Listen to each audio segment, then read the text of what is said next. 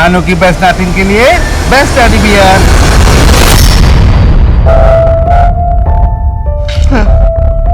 ये लो watch already. Thank you. Kavya, next scene के लिए 5 मिनट है, सीन नंबर 23 पढ़ लेना।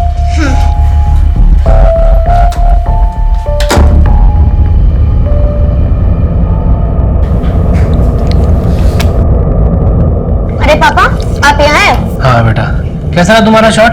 अच्छा था। आप यहाँ पर क्यों हैं? कोई काम था? हाँ बेटा, ये एग्रीमेंट साइन करवाना है ना तुमसे। पापा, मैंने आपसे कितनी बार कहा मुझे ये शो नहीं करना। इसकी स्टोरी कितनी घटिया है, और सबसे बड़ी बात, इस स्टोरी के बीच में मेरे एग्जाम्स पढ़ रहे हैं। अरे बेटा, एग्जाम अगले साल दे देना। कितना पैसा मिल रहा है वो तो देखो, इस शो से दुगना। पापा, मैं अपने एग्जाम्स इग्नोर नहीं कर सकती। मुझे ये शो नहीं करना। मैं अपने नेक्स्ट सीन के लिए चेंज करने जा रही हूँ, आपसे घर पे बात करूंगी।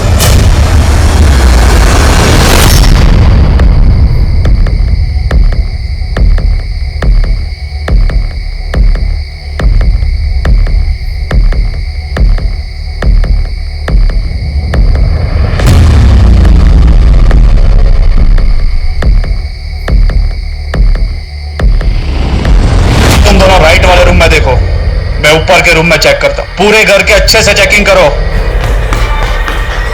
पापा, ये क्या हो रहा है? आप लोग पूरा घर सर्च करो। बेटा, ये सिद्धार्थ जी है। सर, हम टैक्स टाइम टू टाइम भरते हैं, कोई प्रॉब्लम है ही नहीं। आप लोग यहाँ पर क्यों आए? आपके पापा के टैक्स में गड़बड़ है। 3 नोटिस भेजी और कोई जवाब नहीं आया। सुना है आप प्रोजेक्ट पे प्रोजेक्ट साइन कर रही हो। काफी लोग जानते हैं आपको, आपका चार्जेस भी हाई होगा। थोड़ा हमारे लिए भी सोचिए। अरे सर, तो अब आइए ना, हम बैठ के बात करते हैं। सर आइए आइए। अरे ठीक है बेटा। 10 लाख का इंतजाम करवा दीजिए। 2 साल तक मेरी गारंटी, कोई बाल भी बाका नहीं करेगा आपका। सर 10 लाख रुपए? सर, हमारी आइडिया में कोई इश्यू नहीं है, इतने पैसे तो। इश्यू नहीं है तो इश्यू क्रिएट हो जाएगा। इश्यू बनने में कौन सा रॉकेट साइंस लगता है। हाय गाइस, तो देखा आपने, इनका नाम है सिद्धार्थ। ये हमसे कैसे घूस मांग रहे हैं, तो अब आप ही बताइए कि इनके साथ क्या करना चाहिए। वीडियो बंद कर। पोस्ट।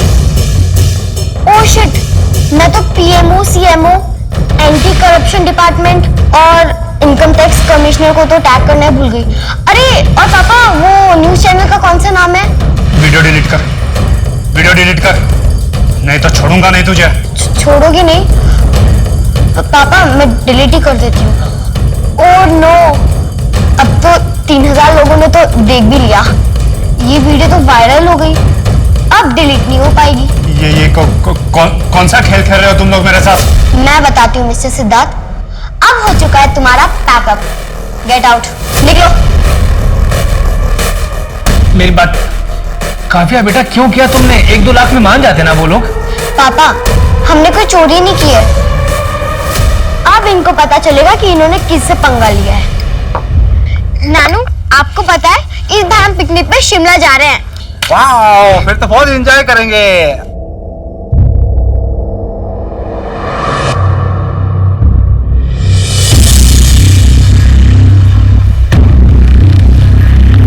स्क्रिप्ट देना।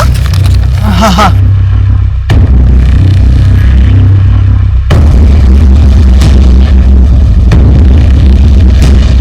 वो मैं मिलना चाहता था तुमसे, बात की थी ना। हाँ, कल फर्नांडिस अंकल के रेस्टोरेंट में मिलते हैं।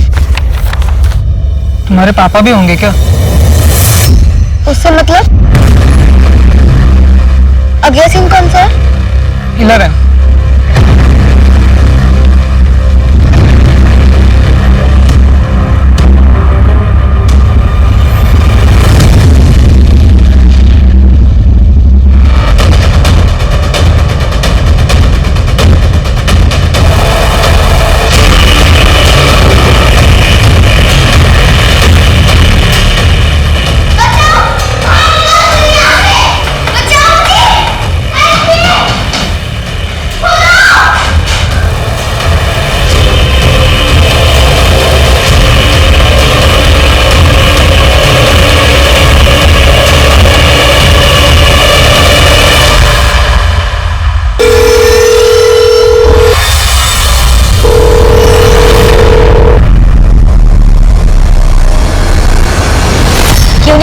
Study continue. काव्या, तुम्हारे पास बहुत सारा स्कोप है, तुम एक लीड एक्ट्रेस बन सकती हो, तुम हीरोइन बन सकती हो। पर मम्मी, मुझे एमबीए करना है, खुद का बिजनेस करना है। बिजनेस? हाँ, मे बी इसी इंडस्ट्री से रिलेटेड, ड्रेस डिजाइनिंग में कुछ। मैं अच्छे अच्छे डिजाइनर्स को असिस्ट करना चाहती हूँ। लेकिन बेटा, मेरी एक बात हमेशा याद रखना, कभी भी आए हुए काम को ना मना नहीं करना चाहिए। इतनी छोटी सी उम्र में तुम पूरा घर संभालती हो, हर किसी की किस्मत इतनी अच्छी नहीं होती। और एक्टिंग छोड़कर तुम इंटर्नशिप करना चाहती हो, हाँ? कितना कमा लोगी? पापा के लिए जो बड़ा वाला घर लिया है उसकी ईएमआई, उनकी गाड़ी की ईएमआई, इस घर की ईएमआई, ये सब कैसे भरोगी तुम? बेटा, बहुत सारी रिस्पॉन्सिबिलिटीज हैं तुम्हारे ऊपर, और ऐसे बहुत सारे बच्चे हैं जो अपने सपनों को छोड़ के अपनी रिस्पॉन्सिबिलिटीज को प्रायोरिटी देते हैं। बिल्कुल, बहुत सारे बच्चे करते हैं, लेकिन रिस्पॉन्सिबिलिटीज निभाने की उम्र 18 साल के बाद शुरू होती है। हाँ, मैं मानती हूँ, इसलिए मुझे अपनी बच्ची पर प्राउड भी है। और रही बात उसके घर छोड़ के जाने की, तो वो पहले भी ऐसा कई बार कर चुकी है। काव्या की उम्र 13 साल की है, वो घर से गायब है और माँ बाप को कोई चिंता नहीं है। सर, चिंता होती है, लेकिन ये बात चिंता करने की थी ही नहीं। हर बार काव्या अपने घर से निकल के पारुल के घर जाती है, हमने सोचा इस बार किसी और के घर चली गई होगी। सर, ये तो बड़े अजीब माँ बाप है। दोनों को बेटी की कोई चिंता नहीं है। वो तो असिस्टेंट डायरेक्टर पीयूष के कहने पर प्रोड्यूसर ने हमें फोन किया कि काव्या सेट पर नहीं पहुंची है, वरना ये दोनों तो हाथ पर हाथ धरे हुए बैठे हुए थे। काव्या की माँ पारुल और उसके पिता भुवन का कहना है कि काव्या इससे पहले भी ऐसा कर चुकी है, इसीलिए उन्होंने मिसिंग कंप्लेंट नहीं लिखवाई।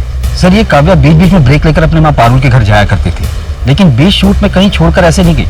और उसके साथ काम करने वालों की बात माने तो काव्या बहुत ही प्रोफेशनल और रिस्पॉन्सिबल बच्ची है। काव्या है तो 13 साल की, फिर भी उसका कोई बॉयफ्रेंड?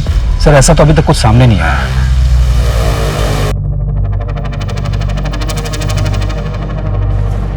सर, कैश और एटीएम वगैरह सब अपनी जगह पर है। शायद काव्या के पास अलग से कैश होगा। काव्या का कोई ट्रैवल एजेंट है क्या? हाँ सर, टोनी नाम है उसका। उसका नंबर देना। सर, 444 54321। ठीक है, मैं इस टोनी से कांटेक्ट करता हूँ। अगर आपको काव्या के बारे में कुछ पता चले तो मुझे इन्फॉर्म करना। काव्या का रूम कौन सा? सर, ये सामने वाला। काव्या, चलो बेटा सो जाओ। ज्यादा देर तक जागोगी आंखों के नीचे डार्क सर्कल पड़ जाएगा बेटा, स्क्रीन पे अच्छा नहीं दिखेगा। चलो। पापा, सिर्फ 1 महीना बाकी है मेरे एग्जाम्स को, और इस वाले शूटिंग शेड्यूल की वजह से तो मैं क्लासेस भी नहीं जा पाई। मैं थोड़ा सा और पढ़ लेती हूँ। कोई बात नहीं बेटा, चलो पढ़ाई होती रहेगी। सो चलो सो। पापा, आपको मेरी पोएट्री से मतलब है ना, वो आपको मिल जाएगा। उसके बाद में पढ़ूं लिखूं जो कुछ भी करूं, आपको उससे मतलब नहीं होना चाहिए। पारुल ने बताया मुझे तुम्हें शूटिंग नहीं करनी है, बिजनेस का भूत सवार हुआ तुम्हारे सर पे। जैसा कह रहा हूं ना वैसा करो, वरना पढ़ाई लिखाई सब बंद करवा दूंगा तुम्हारी। दोबारा अगर आपने मेरे ऊपर हाथ उठाया तो पुलिस कंप्लेंट कर दूंगी, लीगली आपसे अलग हो जाऊंगी। आप मेरे पापा हो, इसलिए आपको छोड़ रही हूँ। मैं पढ़ाई करूंगी, मुझे करनी है। इस घर में अकेली मैं कमाने वाली हूँ, तो जैसा मैं कहूंगी वैसे ही होगा। काव्या, काव्या। सर, ये पिलो के नीचे नोटबुक मिला है। ये तो काव्या की डायरी जैसा है।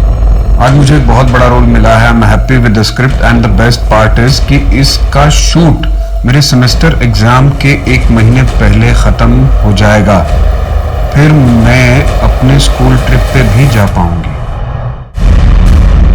क्या करूं मैं, मेरे रिजल्ट पे अफेक्ट हो रहा है। Last year I got 86% and this year I am down to 69%। मुझे फेल नहीं होना है। ये एक पेज फटा हुआ है, लेकिन शायद उस पर कुछ लिखा हुआ था, उसका इम्प्रिंट है यहाँ पे। एक काम करो, इसे फॉरेंसिक के लिए भेजो और इस पेज पे जो इम्प्रिंट है उसका एनालिसिस करवाओ ताकि इसे पढ़ा जा सके। Yes sir. सर, मेरी काव्या के ट्रैवल एजेंट टोनी से बात हुई। उसका कहना है कि उसने काव्या के लिए कोई टिकट बुक नहीं की थी।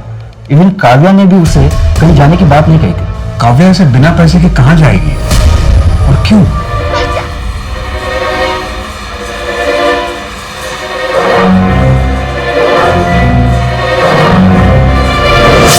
हाँ भाई, 782 पे 10 लाख लगा डाल। ये तेरा काम खाली लगाने का है ना? तेरे को चूक क्यों है? रोकड़ा भिजवा देता हूँ, चल।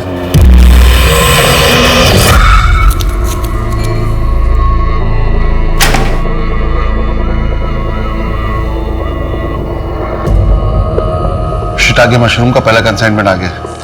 तू श्योर होने की बिजनेस बूम मारेगा? रॉकेट बनेगा, रॉकेट। गोवा के सारे कॉम्पिटिटर्स उसको फुस कर देगा। तो फिर ठीक है, अपने रॉकेट का टैंक फुल करा ले और आग लगा दे। ठीक है।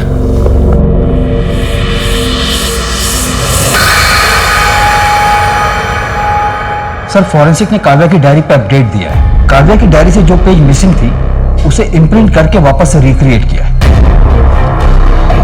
बेस्ट प्लान है। जब पुलिस वाले घर आएंगे तो उनका शक पापा पे होगा। कौन सोच सकता है कि एक छोटी बच्ची रॉबरी प्लान करेगी? काव्या रॉबरी प्लान कर रही थी? उसके घर के आसपास पिछले एक हफ्ते के अंदर कोई चोरी डकैती हुई है क्या? पिछले 15-20 दिनों में डकैती या चोरी की कोई रिपोर्ट नहीं। इतनी छोटी बच्ची ऐसा कैसे कर सकती है? कहीं वो किसी ट्रैप में तो नहीं फंसी? या फिर जैसा दिख रहा है वैसा है नहीं, हमें जानबूझकर ही सब दिखाया जा रहा है। काव्या के पास कोई मोबाइल था? उसके पास अपना कोई फोन नहीं था।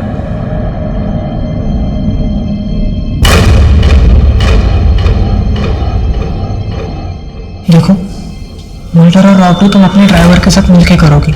हाँ, लेकिन ड्राइवर को कांटेक्ट करने का कोई दूसरा तरीका ढूंढना पड़ेगा। हाँ, तो कॉल डिटेल्स और सीडीआर में कुछ नहीं आना चाहिए। ट्रस्ट करूँ ना तुम पे? कहीं ऐसा तो नहीं कि डबल क्रॉस कर दोगे?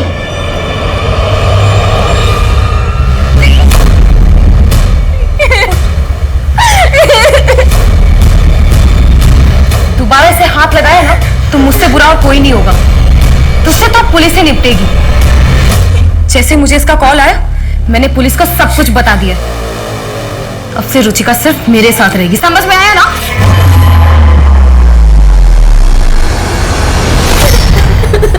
रुचिका, तू वो आदमी तुझे जान से मार देगा। नीलम दी, मैं माँ बनने वाली हूँ। अकेले इस बच्चे का ख्याल कैसे रखूंगी? कैसे रखेगी मतलब? पोस्ट ग्रेजुएशन अपनी कंप्लीट कर, जॉब ढूंढ, अपने पैरों पर खड़ी हो, और फिर मैं हूं ना तेरे साथ।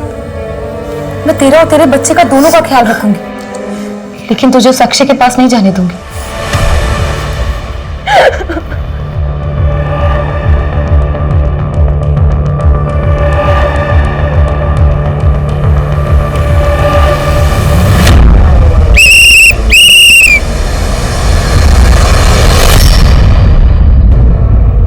ये क्या? Drink and drive? पता है ना अलाउ नहीं है। लाइसेंस दो अपना। ए, क्या नाम है तेरा? नीलम दवे। अरे घर से बात नहीं करता मैं, जानती है कौन हूँ मैं? सब पता है मुझे। पिछले हफ्ते ही तुम्हारा ओवर स्पीडिंग का चालान कटा है। बंसल रिपीट ऑफेंडर है। ये औकात में रहना अपनी, समझी? न तो दिखाता हूँ तेरी औकात तुझे। औकात देखनी है? बंसल गाड़ी चेक करो इसकी। ए, क्या कर रहा है? ए, गाड़ी को हाथ नहीं लगाना।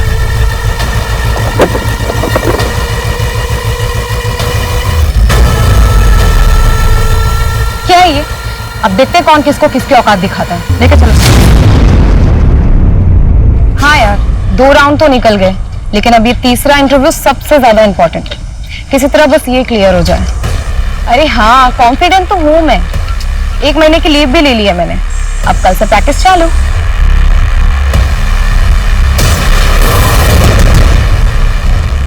अच्छा सुन, मैं तुझे बाद में फोन करती हूँ।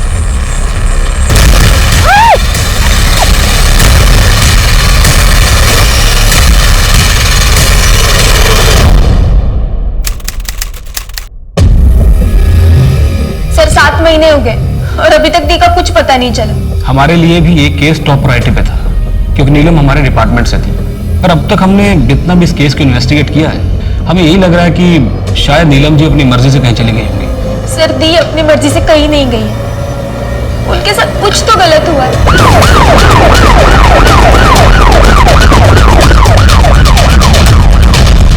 सर एसपी सर का फोन आया था, आपको बुलाया है। सर, आपके डिपार्टमेंट की इतनी बड़ी नाकामयाबी पे आपका क्या कहना है? No comments. सर ये क्या हो रहा है? कुछ ही नहीं हो रहा, समझ में नहीं आ रहा क्या हो रहा है सर। चल रहा है किसका केस तुम पकड़ता जा रहा है। ऊपर से बहुत प्रेशर आ रहा है। और कोई लीड है हमारे पास? सर हम इन्वेस्टिगेट कर रहे हैं। फिलहाल हमारे पास 3 सस्पेक्ट हैं। पहला काव्या का बाप भुवन केलकर, दूसरा suspended tax officer Siddharth Sen, और तीसरा वो बच्ची काव्या खुद। हमें उस बच्ची की डायरी के कुछ पन्ने मिले हैं, जिसे पढ़कर ऐसा लगता है जैसे वो कोई रॉबरी प्लान कर रही थी। हो सकता है उसका कोई साथी हो जिसने उसे डबल क्रॉस किया हो। और कोई स्ट्रॉन्ग एविडेंस है हमारे पास? नहीं सर, इन्वेस्टिगेशन जारी है। जो कुछ भी करना है जल्दी कर मोदी, मुझे रिजल्ट चाहिए। मेरे मम्मी पापा ने भी मुझे छोड़ दिया। मैं बिल्कुल अकेली हूँ। 2 दिन से कुछ नहीं खाया अंकल, बहुत भूख लग रही है, कुछ खाने को दे दीजिए ना। Thank you sir. दूसरे सीन की रिहर्सल भी मैं कर लेती हूँ। आपके लिए कॉफी लेकर आता हूँ, बात कीजिए, मैं आता हूँ। तुम बहुत प्यारी हो और मैं सोच रहा था कि आज शाम को साथ। मुझे कोई रोल नहीं करना तुम्हारी घटिया स्क्रिप्ट में। छोड़ो। सुनो तो सही बेटा। क्या हुई? पापा अब चलिए यहाँ से। I'm sorry सर, मैं बात करता हूँ सर। चलिए। काव्या, आई थिंक तू कुछ ज्यादा ही सोच रही है। माना कि तेरे पापा लालची है, लेकिन वो इस हद तक नहीं गिर सकते। मम्मा मैं आपके साथ नहीं रह सकती। कोर्ट ने तुम्हारी कस्टडी भुवन को दी है। पर मम्मा वो इसलिए दिया था क्योंकि उस समय आप ड्रिंक करते थे। अब तो आप ड्रिंक नहीं करते ना, हम फिर से कोर्ट में जा सकते हैं ना। Kavya, I'll be honest with you, मुझे मेरी प्राइवेसी चाहिए, इसलिए मैं यहाँ अकेले रहती हूँ। और वैसे भी आजकल मैं किसी को डेट कर रही हूँ, सो तुम यहाँ नहीं रह सकती। समझने की कोशिश करो काव्या।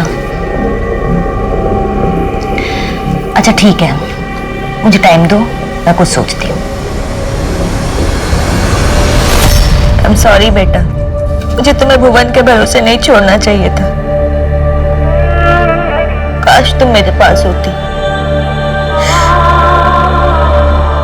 ने बहुत लेट कर दिया कस्टडी पिटीशन रीफाइल करने में। I'm so sorry बेटा। जंगल के इस एरिया को यही रोड कनेक्ट कर रही है। इस रोड पर आगे जितने भी सीसीटीवी हैं, सबके फुटेजेस चेक करो, शायद किसी कैमरे में कोई विजुअल मिल जाए। नहीं सर, मैंने अच्छे से चेक किया। कल रात मेन रोड तक काव्या से रिलेटेड कोई मूवमेंट नहीं। जिस दिन काव्या गायब हुई उससे एक दिन पहले वो तुमसे फर्नांडिस रेस्टोरेंट में मिली थी। क्यों? वो हम फ्रेंड्स थे सर, और मैं तो उसे स्क्रिप्ट के नरेशन के लिए मिला था। मेरा पहला प्रोजेक्ट था सर एज ए डायरेक्टर। तुमने ये बात तब क्यों नहीं बताई जब हम काव्या के शो के सेट पर आए थे? सर वो तब मैं थोड़ा शॉक में था सर। कुछ लोगों का कहना है कि तुम्हारी काव्या से बात भी नहीं होती थी। कुछ लोगों ने तुझे उसे स्टॉक करते देखा है। अगर उसके रेप और मर्डर में तेरा इन्वॉल्वमेंट हुआ तो अच्छा नहीं होगा। जिस दिन काव्या गायब हुई उस दिन मैं अपने घर पर ही था सर। आप मेरे लोकेशन डिटेल चेक करो ना। अभी के लिए तो छोड़ रहा हूं तुझे, लेकिन हमारी नजर रहेगी तुझ पे। लेके जाओ इसको। इस लड़के पे नजर रखो। Location details. लड़का पूरी तैयारी करके आया था। भैया अब तक सो रहे हैं, उठिए, ऑफिस के लिए लेट हो जाएंगे। 8 बज गए। अरे तो उठ गई, रेडी भी हो गई? हाँ, आज थोड़ा जल्दी निकलना है। और आपका नाश्ता किचन में रेडी है। क्या बना नाश्ते में आज? वही आलू पराठा। नहीं, आज तो इटालियन पिज्जा बनाया है। चुपचाप चाय पीजिए और नाश्ता करके ऑफिस निकलिए।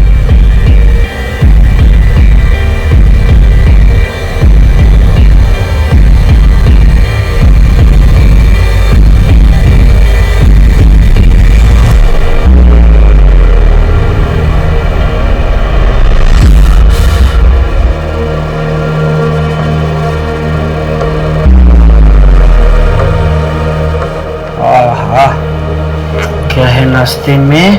Bread butter. नंदनी पागल लड़की। Tuesday lunch, Tuesday dinner, Wednesday lunch, Wednesday dinner. Cooker में धो के 3 सीटी मार देना।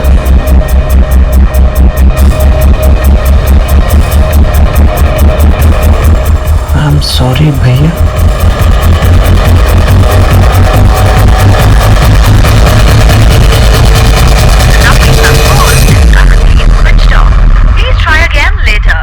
मनी का फोन क्यों बंद आ रहा है? योगेश, योगेश, योगेश। 2 महीने में मशरूम का सेल डबल हो गया। आज वेडनेसडे, ध्यान से 4 बजे सट्टा लगा देना। इस बार कौन सा नंबर चूमने वाले हो? कोई भी 3 नंबर लिख।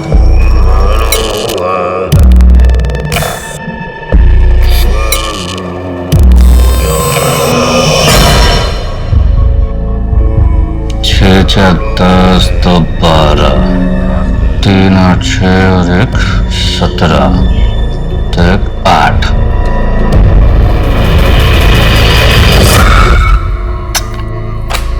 आंख बंद करके खेल जाए इस पे। ये मेरा लकी नंबर है 386। कल ये नंबर अपने नाम होगा। सर, काव्या की पोस्टमार्टम रिपोर्ट के मुताबिक काव्या के साथ काफी दिनों तक लगातार रेप हुआ है और उसकी बॉडी पर कई जगह टॉर्चर के निशान भी मिले। कॉज ऑफ डेथ स्ट्रैंगुलेशन है। रेपिस्ट का कोई डीएनए सैंपल मिला? जी सर, पर मैच करने के लिए काफी नहीं होगा। फिंगर ने उसे प्रिजर्व करके रखा है। और सर, एक बेहद इंपॉर्टेंट इंफॉर्मेशन है। पोस्टमार्टम के दौरान काव्या के पेट से मशरूम मिला है, शिटाके मशरूम। शायद मरने से पहले उसने लास्ट टाइम यही खाया होगा। शिटाके मशरूम तो गोवा के ऑलमोस्ट हर रेस्टोरेंट में मिलते हैं। एक काम करो, टाइम ऑफ डेथ के मुताबिक पता करो कि काव्या की मौत से 1-2 दिन पहले शिटाके मशरूम कहां कहां डिलीवर हुए थे। सर, एक और बात, काव्या के नाखून से टिम्बरवुड के ट्रेसेस भी मिले। काव्या गायब हुई थी 21 मार्च को और उसकी डेड बॉडी हमें 12 अप्रैल को मिली और पोस्टमार्टम रिपोर्ट के मुताबिक काव्या की मौत 11 अप्रैल को हुई थी। उसे लगभग 3 हफ्ते तक टॉर्चर किया गया। हो सकता है उसे किसी वुडन स्ट्रक्चर वाले घर में रखा गया हो जो पाइन वुड से बना हुआ हो। सर, मैं गोवा और उसके आसपास के इलाकों के घरों में इंफॉर्मेशन निकालता हूँ जहां पर टिम्बरवुड का इस्तेमाल किया गया हो।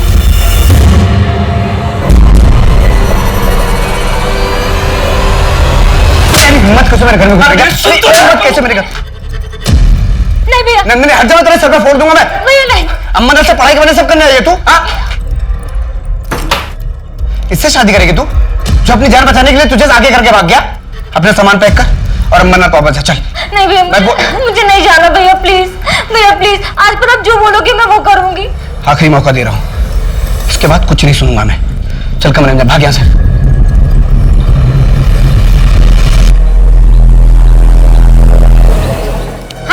एक मिनट नंदिनी, क्या हुआ? तुम अपने घर चले जाओ और आगे से मुझे कॉल मत करना। ऐसे क्यों बोल रहे हो? मैं कहाँ जाऊंगी? मैं सब कुछ छोड़ छाड़ के तुम्हारे साथ नहीं भाग सकता हूँ। हाँ, अगर तुम चाहो तो आज तक हमारे बीच में जो कुछ रहा, जो कुछ चला, उसको वैसे ही कंटिन्यू करते हैं। लेकिन ये शादी ब्याह का मेरे से एक्सपेक्टेशन मत रखना। कहाँ है मेरी बहन? कहाँ है मेरी बहन? क्या हो गया? कहाँ मेरी बहन? अरे मुझे कैसे पता तेरी बहन कहाँ है? तेरे साथ मेरी बहन भागी थी, तू तो वापस आ गया, वो वापस नहीं आई। अबे दिमाग खराब है क्या तेरा? मेरे साथ नहीं भागी वो। अबे न जाने कितनों को चिपकती थी। ढूंढ ले जा। मेरी बहन के बारे में कुछ उल्टा सीधा बोलना मत, कुछ नहीं सुनूंगा उसके बारे में मैं। मेरे बेटे पर हाथ उठाने से पहले अपनी बहन को संभालना सीखो। माफ करना धीरज, मैंने भी उसको सोसाइटी के बहुत से लड़कों के साथ हंसते गाते देखा है। मेरी बहन की आदत है लोगों के साथ मस्ती मजाक करने की, उसको जज मत करिए आप। आपकी बेटी की तरफ उसका कैरेक्टर खराब नहीं है। योगेश, अगर मेरी बहन वापस नहीं आई ना तो जान से मार दूंगा, जान से मार दूं।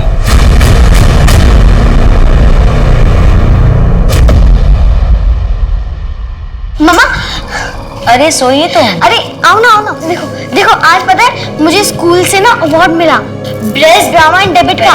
अरे मम्मा देखो तो, आप देख ही नहीं रहे हो। मम्मा देखो ना। I'm sorry Kavya. और ये क्या बदतमीजी है? और तुम कर क्या रही हो अपनी लाइफ के साथ?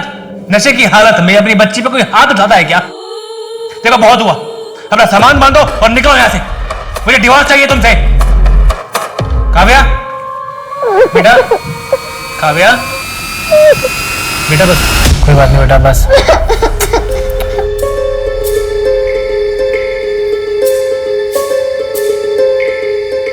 भुवन, मैं चलती हूँ। मनीष नीचे वेट कर रहा है। आई होप तुमने काव्या के साथ कुछ गलत नहीं किया। वैसे भी वो तुमसे अलग होना चाहती थी। देखो, मैं किसी को कोई भी क्लैरिफिकेशन नहीं देना चाहता हूँ। तुम लोगों को जो समझना है तुम समझो। जाओ नीचे, मनीष तुम्हारा वेट कर रहा है।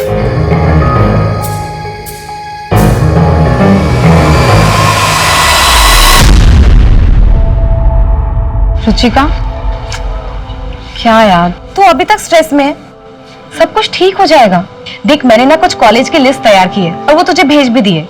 उन कॉलेजेस की लिस्ट जिसमें post graduation study distance learning format के साथ अवेलेबल है एंड आई थिंक तेरे लिए वो बेस्ट भी रहेगा। तू घर में बैठे बैठे ऑनलाइन लेक्चर अटेंड कर सकती है, हाँ, और साथ ही साथ अपनी प्रेगनेंसी में टाइम भी स्पेंड कर सकती है। इसके अलावा मैंने एक और लिस्ट प्रिपेयर की है उन कंपनीज की जहां पर तू ऑनलाइन डेटा एंट्री और कॉपी राइटिंग का जॉब ऑफर करते हैं। बस 4-5 आवर्स काम करो और अच्छे खासी पेमेंट कमाओ, हाँ। फिर हम दोनों सिस्टर्स साथ में अपना फ्यूचर ब्राइट करेंगे और दवे सिस्टर्स की एक नई उड़ान भरेगी।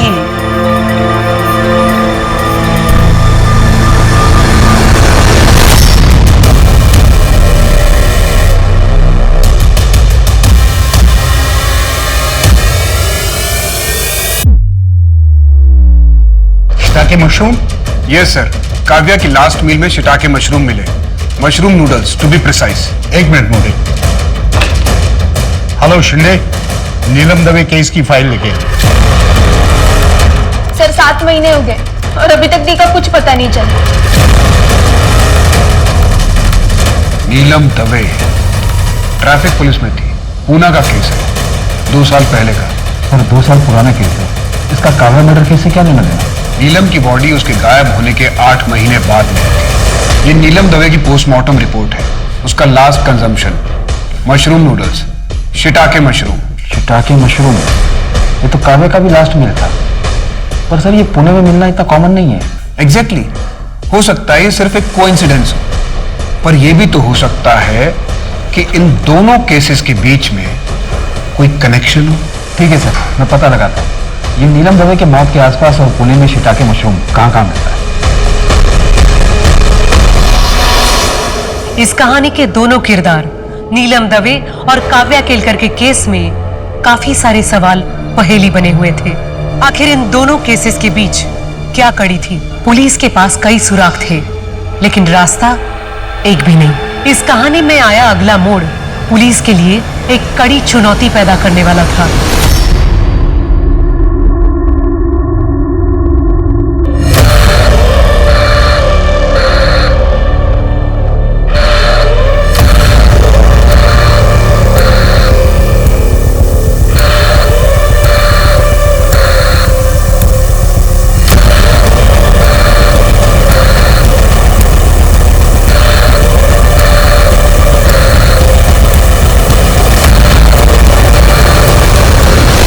क्या कर रही हैं आप? कोई मदद चाहिए? नहीं, मैं ठीक हूँ। आप कहें तो आपको कहीं ड्रॉप करूं? सर शिटाके मशरूम के सप्लायर ने जिन रेस्टोरेंट की लिस्ट हमें दी थी हमने उसे चेक किया पर कुछ खास हाथ नहीं लगा। अब हम उन इंडिविजुअल लोगों की लिस्ट चेक कर रहे हैं जो कि रेगुलरली ये शिटाके मशरूम खरीदते हैं। कहीं ऐसा तो नहीं माने कि जिसे हम ढूंढ रहे हैं वो एक सीरियल किलर है? 2 केसेस में सीरियल किलिंग? 2 केसेस के बारे में तो हमें पता है, हो सकता है और भी केसेस हो। एक काम करो, पास्ट रिकॉर्ड चेक करो, देखो कि पास्ट में हमारे केस की तरह कोई और सिमिलर केसेस हैं क्या। सर मैंने ऑलरेडी वो एंगल भी टटोला था पर पास्ट में ऐसे कोई केसेस नहीं है जिसकी हमारे केस के साथ कोई सिमिलैरिटी हो। नीलम और काव्या के केस के बीच में 2 साल का गैप है। कहीं ऐसा तो नहीं कि हम गलत दिशा में जा रहे हैं? माने ये पैकेट कॉफकैट कफ ड्रॉप का है ना, जो थ्रोट इन्फेक्शन में इस्तेमाल होता है? हाँ सर, वही लग रहा है। हमें ऐसा ही कॉफकैट कफ ड्रॉप का पैकेट काव्या की डेड बॉडी के पास मिला था। क्या हम इस पर जीरो इन कर सकते हैं? सर बहुत ही कॉमन ब्रांड है, हर मेडिकल शॉप पर मिल जाएगा। फिर भी हम कोशिश कर सकते हैं कि ये शिटाके मशरूम और कॉफकैट कफ ड्रॉप अगर एक ही दुकान पर मिल जाए तो। सर ये पूना और गोवा के शिटाके मशरूम के सप्लायर का लिस्ट। दोनों जगह में कोई कॉमन सप्लायर? जी सर।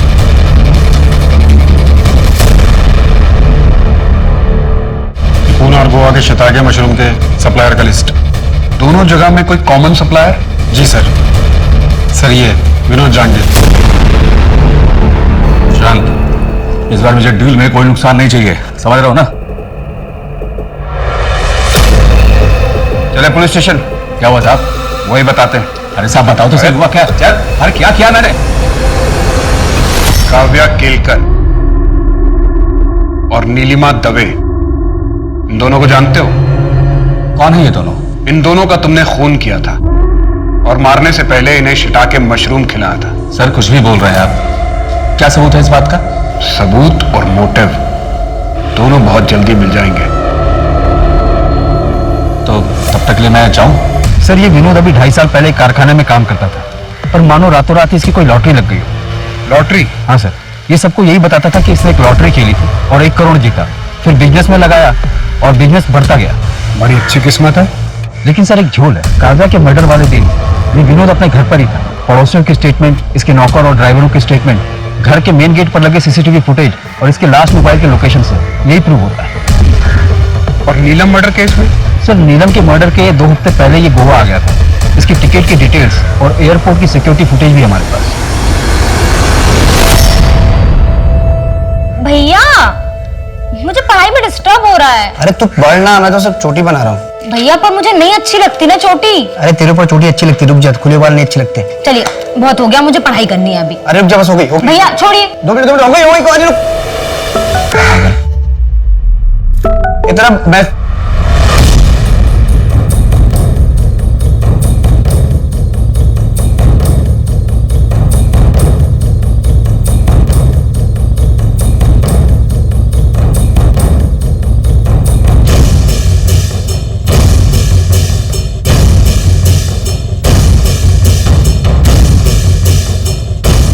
काव्या और नीलम का कातिल कौन था, इसका जवाब पुलिस के पास अब तक नहीं था। उनके परिवार वाले भी इस उम्मीद में आगे बढ़ रहे थे कि असली कातिल पकड़ा जाएगा। काव्या मर्डर केस को 8 महीने बीत गए और नीलम मर्डर केस भी 2 साल 8 महीने से अनसुलझा था। गोवा पुलिस ने अपराधी तक पहुंचने की हर मुमकिन कोशिश की, लेकिन वो नाकामयाब रही। इन दोनों केसेस की फाइल बाकी केसेस के नीचे दब गई। जहां गोवा पुलिस दूसरे केसेस में उलझ चुकी थी, वहीं इस केस का अगला मोड़ उनका इंतजार कर रहा था।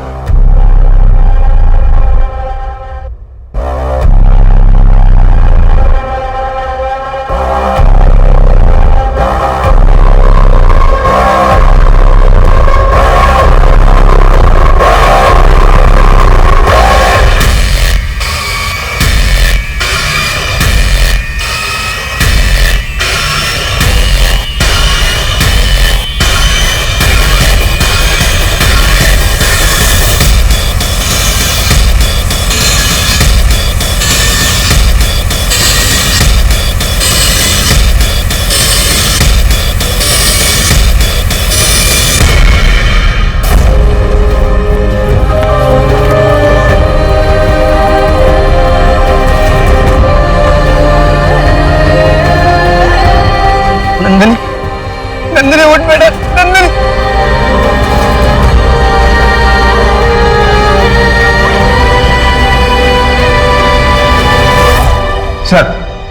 सर बागा बीच के पास वाले जंगल में एक लड़की की लाश मिली थी और जब पुलिस ने पोस्टमार्टम किया तो पता चला कि उसके गले पर जूट की रस्सी के निशान थे। और सर उन्हें पोस्टमार्टम रिपोर्ट में यह भी पता चला कि उसका लास्ट मील शिटाके मशरूम था। सर इस लड़की का नाम नंदिनी गांवकर है, 7 महीने से मिसिंग थी। इसके भाई धीरज ने अंजुना पुलिस स्टेशन में इसकी मिसिंग केस भी दर्ज करवाई थी और वहां की पुलिस की नजर में प्राइम सस्पेक्ट इसी का बॉयफ्रेंड योगेश था।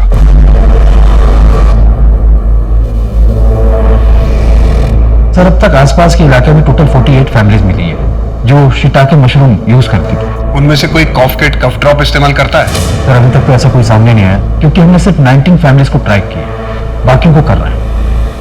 सर हो सकता है कि नंदिनी के केस में धीरज ने उसे फॉलो किया हो और फिर उसका मर्डर कर दिया हो। वैसे भी वो नंदिनी से नाराज था क्योंकि लाख मना करने के बाद भी नंदिनी अपने बॉयफ्रेंड योगेश से मिला करती थी। हो सकता है, लेकिन माँ ने मेरा स्ट्रॉन्ग इंट्यूशन है कि इन तीनों बच्चियों का कत्ल किसी एक ने किया है, लेकिन उसका मकसद क्या है ये अभी तक नहीं पता। हाँ पीएसआई माने बोल रहा हूं। क्या? कहां है वो गोडाउन? और कुछ बताया उसने? ठीक है हम निकल रहे हैं। सर वो पानीवुड की लीड मिल गई है। एक कारपेंटर ने बताया कि उसने वो वुडन प्लैंक्स एक गोडाउन में सप्लाई किया था, पर कस्टमर ने उससे वो कुछ नहीं करवाया तो उसे थोड़ा अजीब लगा। कहां है वो गोडाउन? सर विनोद ने यह गोडाउन पिछले 5 साल से रेंट पर लिया हुआ है।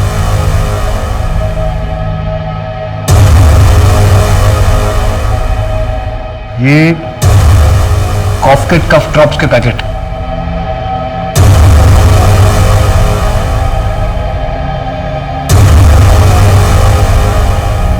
इसमें तो लड़की है, इसका लॉक तोड़ो। माने इस बेडशीट के रेशे और काव्या की डेड बॉडी से जो व्हाइट रेशे मिले थे उन्हें मैच कराओ, और शायद ये वही वुड है जिसके ट्रेसेस हमें काव्या के नेल्स में मिले थे।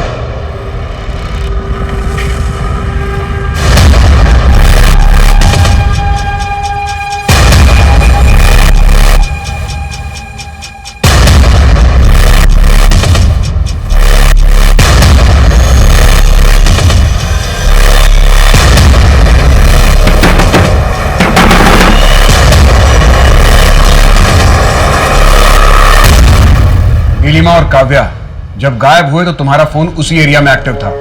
अच्छा सुन, मैं तुझे बाद में फोन करती हूँ। काव्या, काव्या मेरी बात सुनो। काव्या कहाँ जा रही हो तुम? क्या है यार, मैं 2 मिनट के लिए अकेला भी नहीं रह सकती। प्लीज मुझे अकेला छोड़ दीजिए। अच्छा ठीक है बेटा, ठीक है, लेकिन ज्यादा दूर मत जाना, हाँ? और जल्दी आ जाना।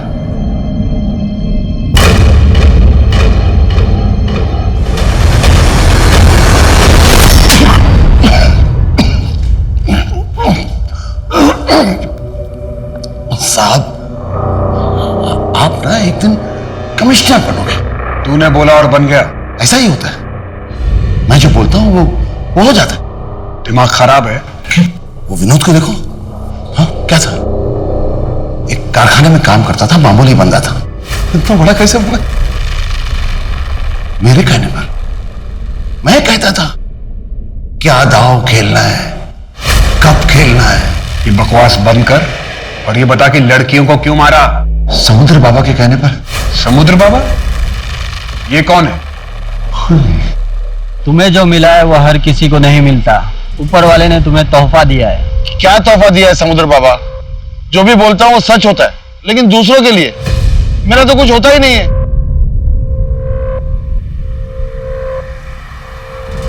बाधा है, घोर बाधा है।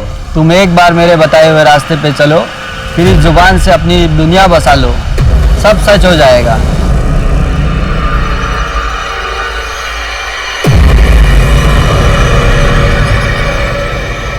मैं विनोद के साथ पुणे गया था, तो मुझे बाबा के बारे में पता चला, तो मैं उनसे मिलने चला गया। यही लड़कियां क्यों? ये सब समझदार थी, मेहनती थी और होशियार थे। इनका बर्थडे का गुणा भाग करो तो 8 नंबर निकलता था। 8 मेरे लिए लकी है। किडनैप करने से पहले तू लड़कियों के बारे में पता किया करता था? नहीं, किडनैप करने के बाद पूछता था। और अगर उनका जोड़ 8 नंबर ना हो तो विधि से पहले मार देता था उनको। मुझे 18 लड़कियां चाहिए थी 8 नंबर वाली। हाँ, तो 15 हुई है, 3 बाकी है। अब तक कितनी लड़कियों को मार चुका है, विधि या विधि के बिना?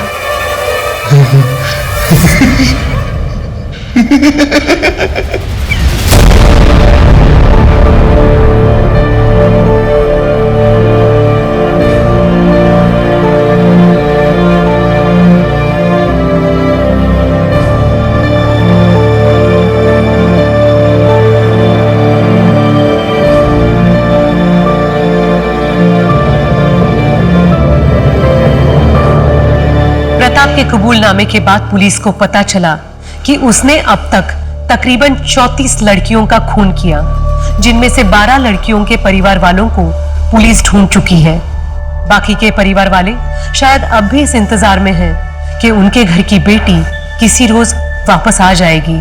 उनमें से 4 ऐसी लड़कियां भी थी जिनके आगे पीछे कोई नहीं था, न कभी उन्हें किसी ने ढूंढा, न कोई उनका इंतजार कर रहा था। प्रताप अंधविश्वास के उस मानसिक विकृति से जूझ रहा था जिसकी वजह से आज समाज की कई होनहार लड़कियों को अपनी जान गंवानी पड़ी। अब मैं सोनाली कुलकर्णी आपसे विदा लेती हूँ। फिर मिलेंगे एक नए केस के साथ क्राइम पेट्रोल सतर्क जस्टिस रीलोडेड में।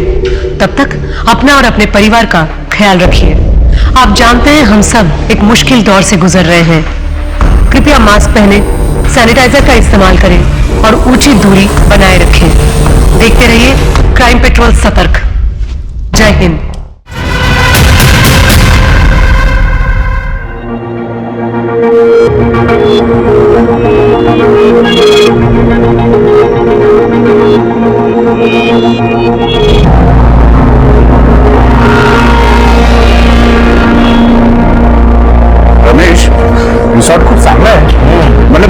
फोटोज दिखाए थे उससे तो कहीं ज्यादा अच्छा है और काफी बड़ा भी है।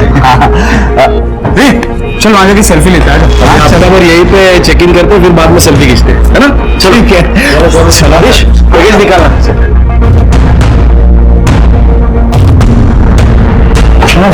रमेश पाटिल मस्त है एकदम।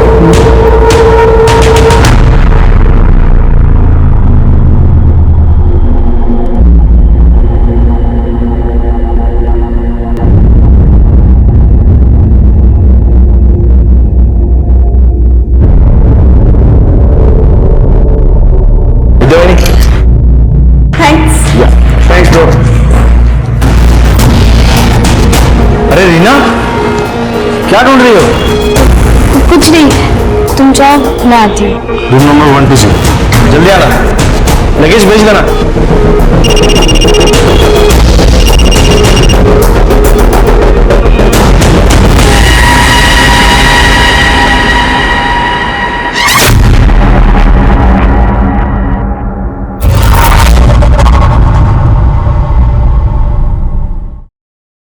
अरे कहाँ रह गई थी?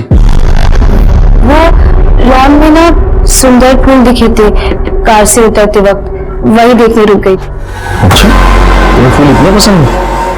फोटो निकले कि नहीं? फोटो? वो फूल इतने सुंदर और मोहक थे ना कि मैं फोटो निकालना भूल गई। मैं अभी आया।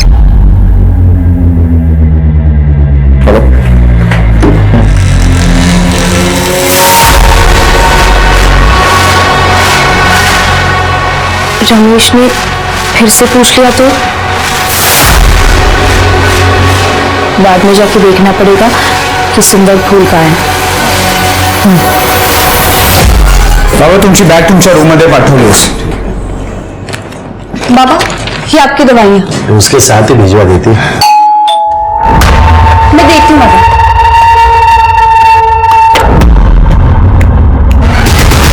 तुम भाई का पैसा लेकर यहाँ गुलछर्रे उड़ा रहे हो? नहीं, ऐश करने के लिए पैसा है, देने के लिए पैसा नहीं है। भाई शादी के लिए आए हम लोग। अरे ये झूठ नहीं बोलने का। साला इतना इतना इतना सामान लेके कोई शादी पे आता है क्या? ये ना समझा है क्या मुझे? भाव 3 दिन की शादी है, थोड़ा जल्दी इसलिए आ गए क्योंकि हमने सोचा कि यहाँ पे छुट्टियां मना लेंगे और 1 हफ्ते के लिए इतना कपड़ा इतना सामान तो लगता ही है ना। पापा को छोड़ दीजिए।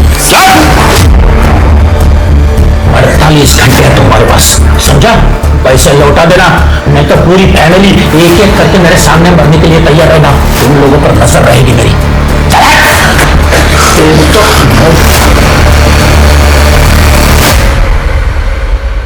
रीना, रीना,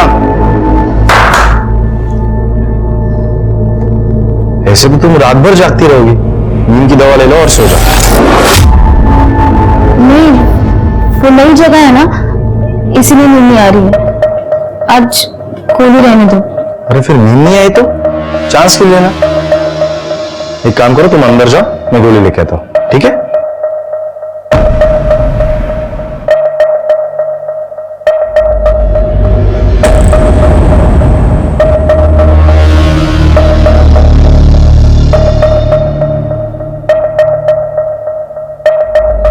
चलो गोली ले लो, फिर अच्छी नींद आएगी।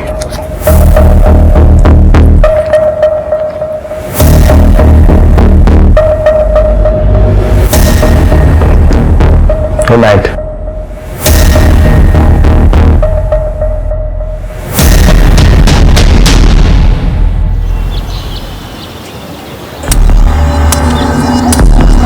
अरे मरती क्यों नहीं है तू? चली जा यहाँ से। पापा किधर जाएगी मैं? तू ही बता। तू पापा मेरा बेटी। वही तो गलती की मैंने।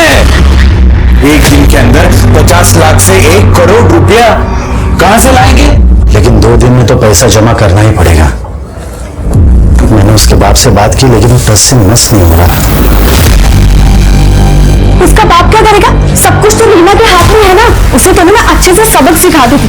अपने आप को समझती क्या है वो? कल रात ही उससे बात करने वाली थी मैं, लेकिन आप दोनों मेरी बात सुनते कहाँ हैं? विद्या, उसकी तबीयत तबीयत ठीक नहीं है, तुम ऐसा कैसे बोल सकती हो? अरे वो और उसका बाप ना हम सबको मिलकर बेवकूफ बना रहे। और रही बात उसके भाई की, अब तो वो भी आ गया ना शादी में और खर्चा बढ़ाने के लिए। बहू शांति रख, मैं बात करूंगा उससे। और अगर उसने बात नहीं मानी तो क्या करेंगे आप? उसकी बैंड बजा दूंगा।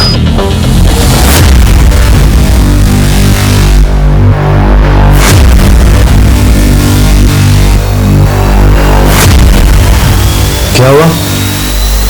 कुछ नहीं।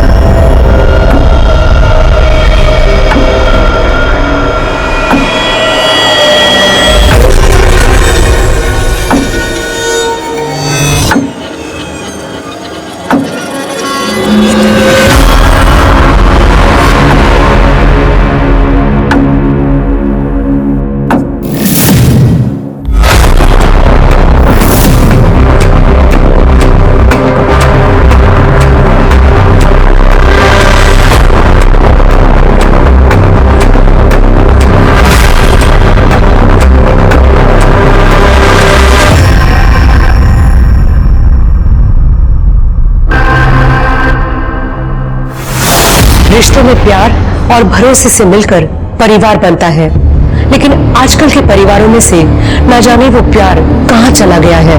यहाँ दिख रही फैमिली को ही ले लीजिए। रमेश अपनी बीवी को नींद की गोलियां देकर किसके पास गया? क्या रीना भी रमेश को धोखा दे रही है? घर से मीलों दूर एक रिजॉर्ट में शादी अटेंड करने गए इस परिवार के साथ ये कैसी साजिश चल रही है? क्या इन्हें जरा भी अंदाजा नहीं कि भरोसा तोड़कर रिश्तों के साथ खेला जा रहा ये खेल खुद उनकी जिंदगी पर भी भारी पड़ सकता है।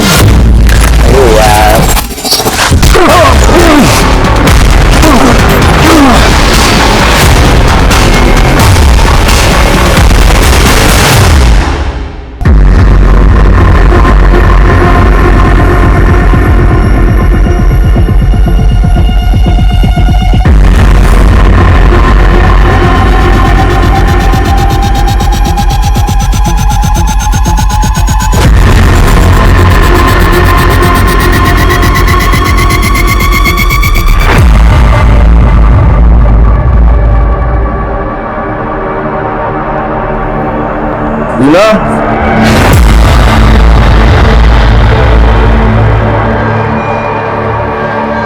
रीना, रीना, रीना,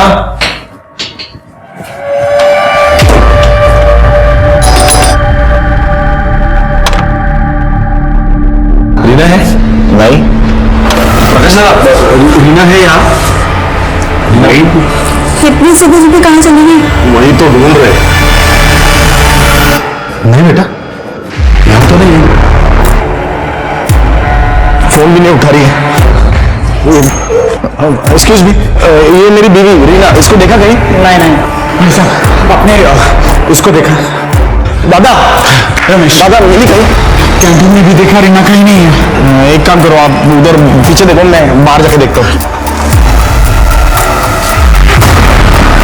हरीश, हाँ? रीना मैम को देखा कहीं?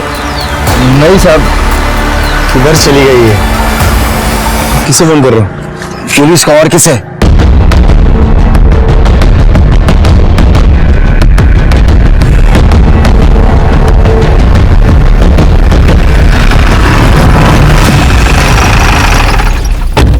सर, कल रात को करीब 11 बजे मैं सो गया था।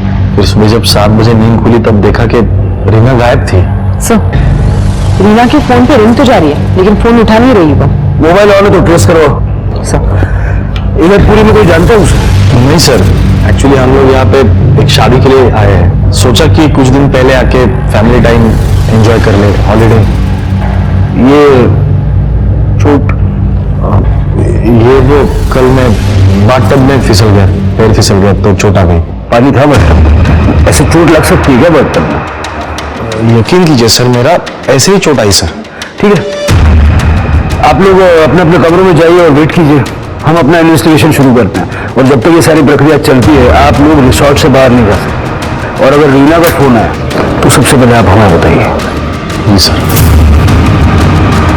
शिवके, सीसीटीवी देखिए सर।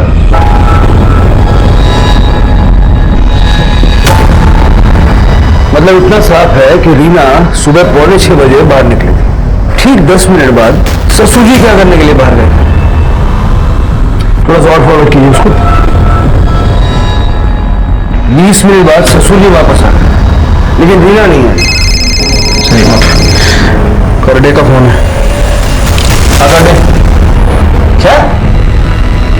ठीक है सर, यहाँ पास में एक जंगल है, वहां पे किसी लड़की की डेड बॉडी मिली। चलो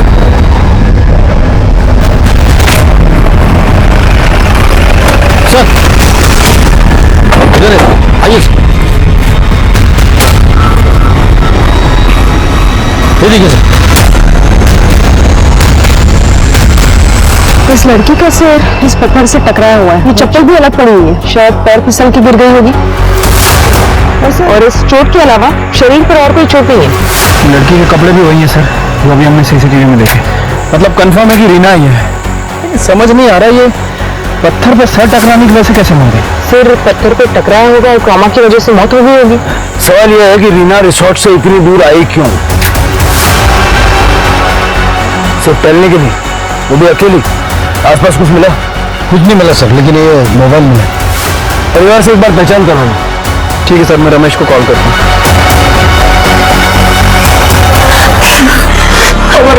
सर मेरी बीवी रीना ही है। कैसे? देखिए पहली नजर में तो ये एक हादसा लग रहा है, लेकिन कुछ कह नहीं सकते। सर प्लीज पता लगाइए मेरे बहन के साथ क्या हुआ है और किसने किया।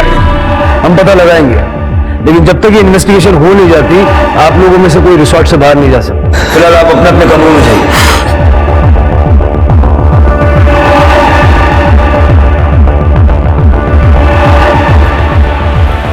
फिलहाल सारा शक बसंत पाटिल पर जा रहा है। वही एक था जो रीना के पीछे बाहर निकला था। बात करता हूँ उससे, देखें उसके पास कोई एक्सप्लेनेशन है क्या। Right sir. बॉडी को पोस्टमार्टम के लिए भेज दो सर। हाँ सर, मैं गया था सुबह बाहर। वो तो जानते हैं। आप ये बताइए क्यों गए थे? वो रीना और मैं सुबह वॉक के लिए जाने वाले थे, वैसी बात हुई थी रात में। मुंबई में भी ऐसे वॉक के लिए जाते थे क्या? नहीं सर। फिर आज वॉक पे जाने की कोई खास वजह है?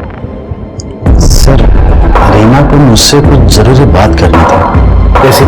यही सवाल मैंने रात में उससे पूछा तो वो बोली कि मैं सुबह बताऊंगा।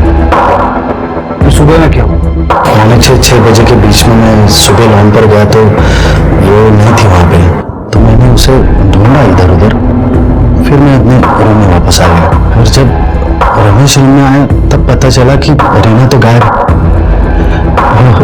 उसके बाद पता नहीं क्या बात करना चाहती थी वो, लेकिन एक बात जरूर है सर, रमेश बहुत किस्मत वाला है कि उससे रीना जैसी बीवी मिली। हाँ, बहुत अच्छी थी वो, सबके साथ रिस्पेक्ट से बात करती थी और घर के काम काज में भी मदद कर देती थी वो।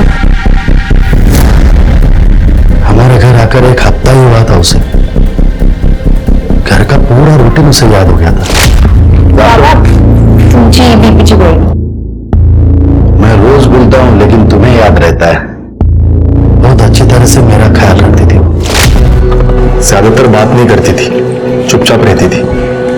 मैं भी इस बात से खुश था क्योंकि मैं भी कम बातचीत करना पसंद करता हूँ, लेकिन हम खुश थे। ये रही तुम्हारी चाय। Thank you. और ये तुमने फाइल्स मंगाई थी ना? हाँ, रख दो आप। अमित, तुमने न्यूज़पेपर नहीं पढ़ा आज का? अरे टाइम नहीं मिला। ठीक है, मैं पढ़ देती हूँ। मतलब शादीशुदा जिंदगी में रीना के साथ कोई झगड़ा, कोई प्रॉब्लम नहीं थी? नहीं, जीजू को क्या प्रॉब्लम हो सकती है रीमा से? अरे मेरी बहन तो एकदम परफेक्ट है उनके लिए। आपको इस बारे में कुछ नहीं कहा? मुझे लगता है रीना शादी के बाद बहुत चुप रहने लगी थी। मतलब उसकी शादी नहीं हुई थी ना, वो हम लोगों के साथ थी, वो बहुत अलग थी। तुम्हारी भी यही राय है? नहीं नहीं, ऐसा कुछ नहीं था। तुम कुछ भी क्या बोल रही हो? तुम गाड़ी में सोते हो? हाँ साहब। सुबह कुछ देखा था? नहीं साहब, मैं तो सो रहा था, लेकिन अचानक घर वालों को शोर सुनाई दिया। फिर मैंने करीबन कुछ 8 बजे सब उठा था मैं, तभी पता चला कि रीना मैडम गायब हो गई है। 8 बजे तो काफी गर्मी हो जाती है, धूप भी आ जाती होगी। कैसे सो लेते हो इतनी गर्मी में? सर किसी को बताना नहीं, मैं वो गाड़ी में एसी ऑन करके सो जाता हूँ साहब। सिर्फ रीना के बारे में अब तक तो सबने अच्छा ही अच्छा कहा है, लेकिन जरूरी नहीं है कि ये सभी लोग सच बोल रहे हो। सर हो सकता है कि ये लोग झूठ भी बोल रहे हैं। एक सुनीता है जिसे लगता है कि शादी के बाद रीना बदल गई है, लेकिन उसे भी गलत साबित करने में अजीत ने कसर नहीं की, तुरंत उसे टोक दिया। लेकिन समझ नहीं आ रहा कि अजीत ने ऐसा क्यों किया। फिर भी मुझे लगता है कि रीना की डेथ एक्सीडेंटल नहीं है। मतलब अगर वो फिसल के गिरती और उसका सर पत्थर से टकराता तो खून पत्थर पे फैला हुआ होता। रीना की डेथ को एक्सीडेंटल मान लेना जल्दबाजी होगी, ऐसा मुझे लगता है।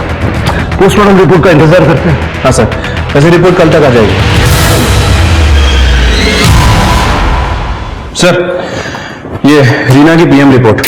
सर रीना के सर पर किसी भारी चीज से वार किया गया, और जैसा कि आपको शक था, उसका ब्लड का फ्लो ऊपर से नीचे की तरफ है। मतलब सर कंफर्म है कि जब वो खड़ी थी तब उसके ऊपर वार किया गया, और उसकी मौत नीचे गिरने की वजह से तो नहीं हुई है। रीना के सर पे थिक रॉड या हैमर जैसी किसी चीज से हमला किया गया। उसके ब्लड स्ट्रीम में स्लीपिंग पिल्स भी मिले हैं। ये बात इस तरह इशारा करती है शरीके कि उसका मर्डर किया गया है। काम करो, रीना का अकाउंट फ्रीज करो तो पता करिए स्लीपिंग पिल्स का चक्कर क्या है। ठीक है सर।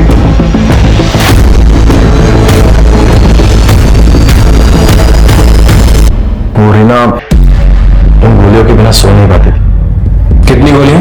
रोज एक नींद की गोली काफी टाइम से ले रही थी वो।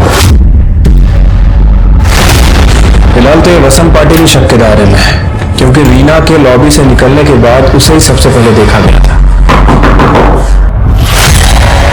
सर मुझे आपको कुछ बताना है। आइए। कल रात रीना मेरे सपने में आई थी। उसने कहा कि वो स्लीप होकर नहीं गिरी, उसके सर पर किसी ने नुकीली चीज से वार किया। सर मुझे लगता है उसका मर्डर हुआ है। अब आप इसे सच या झूठ जो भी समझना है समझ लीजिए, लेकिन मेरे सारे सपने सच निकलते हैं सर। जल्द से जल्द उसके कातिल को ढूंढिए। मुझे तो लगता है कि उसके ससुर ने उसका खून किया है। रीना जब भी कोई जरूरी बात करना चाहती थी तो वो उसके भाई से, मतलब अजीत या फिर मुझसे ही करती थी, ना कि उसके ससुर से, क्योंकि हम दोनों ही उसके ज्यादा करीबी थे। रीना पे किसी ब्लंट ऑब्जेक्ट से हमला हुआ है, ये स्वाति ने सपने में कैसे देखी? सर लेकिन अगर स्वाति ने कहीं भी बात सच निकली तो क्या पता उसे ऐसे सपने आते हो। मुझे विश्वास ही नहीं है। स्वाति का बैकग्राउंड चेक करो और ये सोचो कि ससुर वसंत पाटिल के अलावा परिवार के किस सदस्य के पास रीना को मारने का मोटिव हो सकता है। सर लेकिन रिसोर्ट का कोई एम्प्लॉय या फिर गेस्ट भी तो हो सकता है। सर रीना का बैंक अकाउंट मैंने फ्रीज करवा दिया है, लेकिन सर उसके बैंक अकाउंट में 5 करोड़ रुपए थे।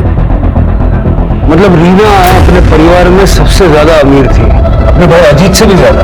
चल के पता लगाओ कि रीना के अकाउंट में इतना सारा पैसा आया कहां से।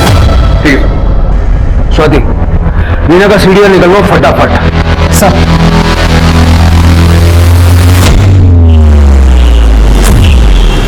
सर मर्डर होने के बाद से होटल से 2 लोग गायब हैं। एक तो हाउसकीपिंग स्टाफ मनोहर सूले और दूसरा संजय देसाई जो कि गेस्ट था।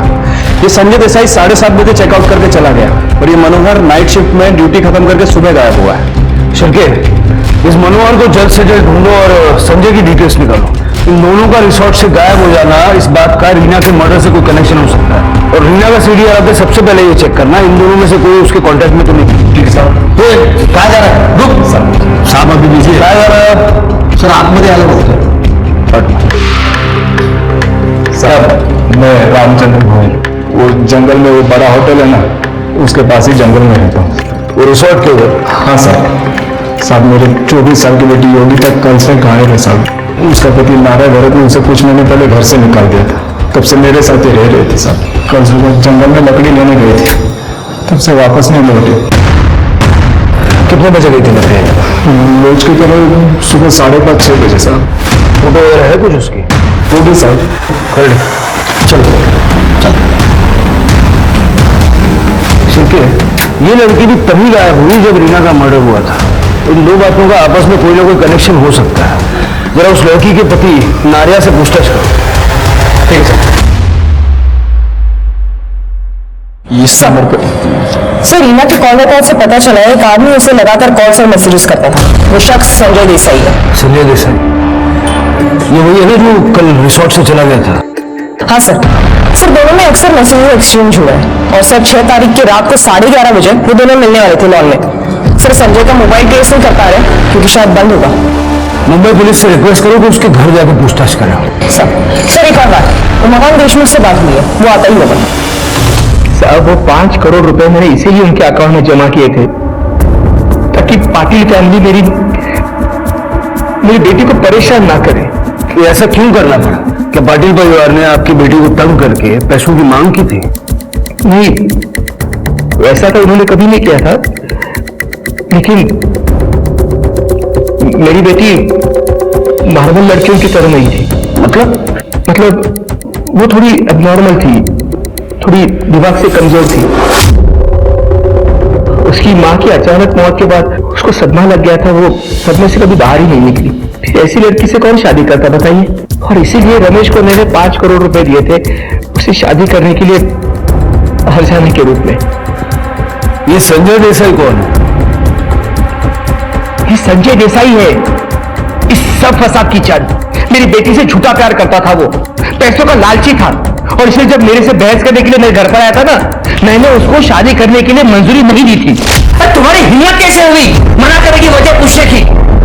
रीना मेरी बेटी है, मैं जिससे चाहे उसे शादी करा दूंगा और जिससे भी करा दूंगा ना वो तेरे जैसा लोभी नहीं होगा, समझे? ससुर जी बेहतर होगा रीना का हाथ आप खुद मेरे हाथ में दे दो, क्योंकि रीना को ना किसी और के साथ होकर मैं रहने नहीं दूंगा। लेकिन आप संजय देसाई के बारे में क्यों पूछ रहे हो? आपको कैसे पता उसके बारे में? देखिए संजय न सिर्फ शादी के बाद रीना के टच में था, बल्कि जिस दिन रीना की मौत हुई उस सुबह तक वो उसी रिसोर्ट में था। तो डेफिनेटली उसी ने मेरी बेटी को मारा है। उसे धमकी दी थी मेरी बेटी को जान से मारने की। आप उसे अरेस्ट कीजिए। फिलहाल वो कहीं छुपा हुआ है, लेकिन ज्यादा दिन तक बच नहीं पाए। वो जहां कहीं भी होगा आप उसे ढूंढ के निकालिए और सजा दीजिए उसे। सर जंगल में एक डेड बॉडी मिली।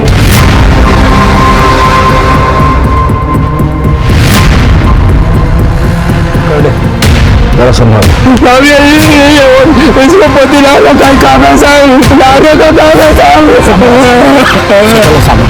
रीना को भी इसी तरह सर पे वार करके मारा गया। सर बॉडी पे मोलेस्टेशन या रेप के कोई साइंस नहीं है।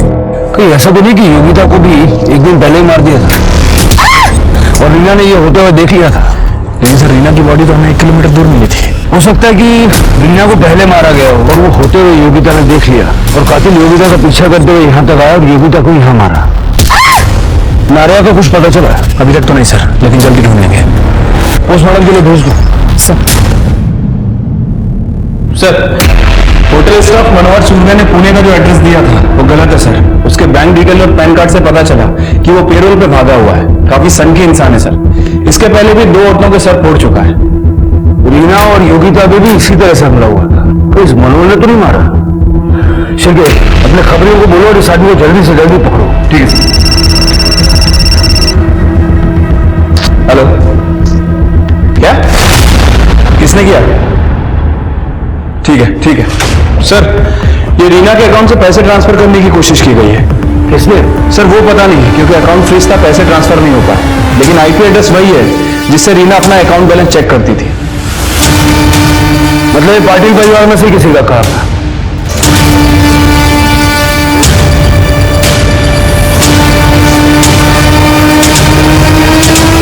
सर ये रमेश का लैपटॉप है। ये लैपटॉप आपके रूम में क्या कर रहा है? रात में मुझे नींद नहीं आ रही थी तो रमेश को बोल के मैं एक पुरानी फिल्म देख रहा था। इस लैपटॉप से कल रीना के अकाउंट से फंड्स ट्रांसफर करने की कोशिश की गई। सर मैं मेरा मोबाइल ठीक से चला नहीं पाता, ये लैपटॉप क्या चलाऊंगा मुझे नहीं पता सर। अगर आप नहीं तो फिर सुनीता, अजीत, विद्या, प्रकाश या रमेश, पासवर्ड किसके पास था? रमेश, शायद तुम्हें पासवर्ड पता होगा ना, लैपटॉप भी तुम्हारा है।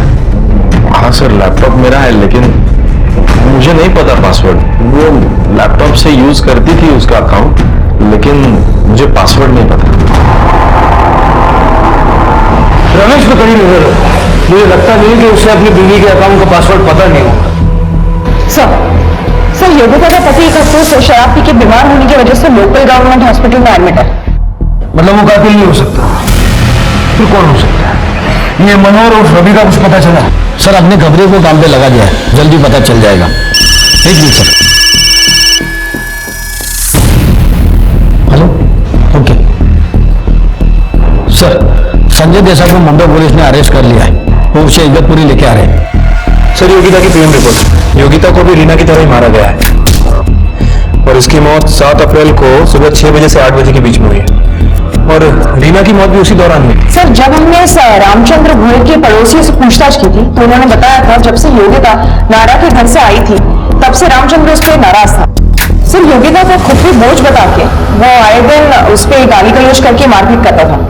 हमारे सामने रो रो के अपने आप को अच्छा बाप बताने की कोशिश कर रहा था, कहीं उसी ने तो नहीं मारा?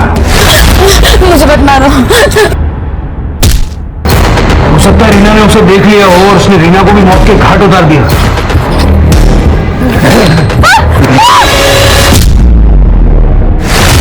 इस रामचंद्र की कुंडली निकालो जरा। ठीक है सर। हेलो, ठीक है सर। मनोहर उर्फ रवि, उसकी टीम मिली है, वो बाहर में ही बैठा है। इससे पहले कि हाथ से निकले दबोच लो।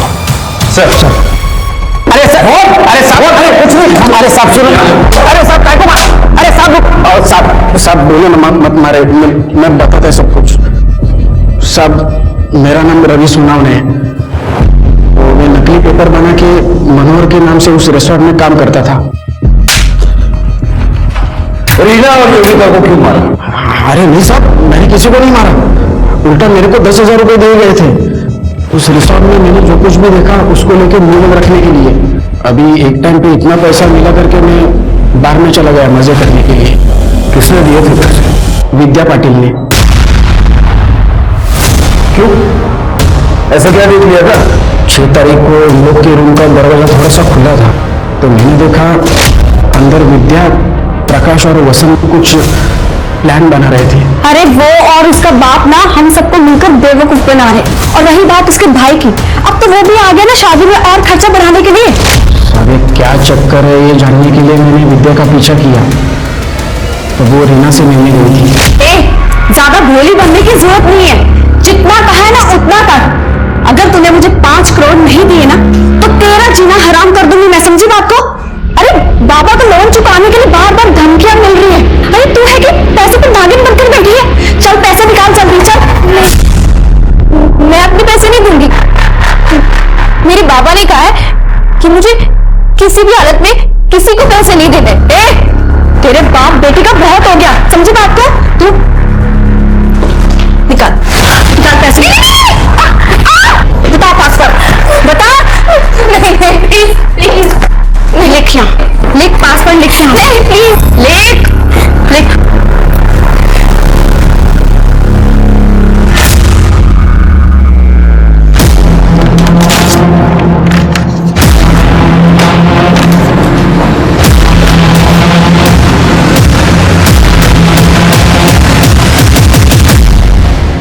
हाँ सर, मैंने रीना से जबरदस्ती पासवर्ड लिया था, लेकिन अपनी फैमिली की जान बचाने के लिए।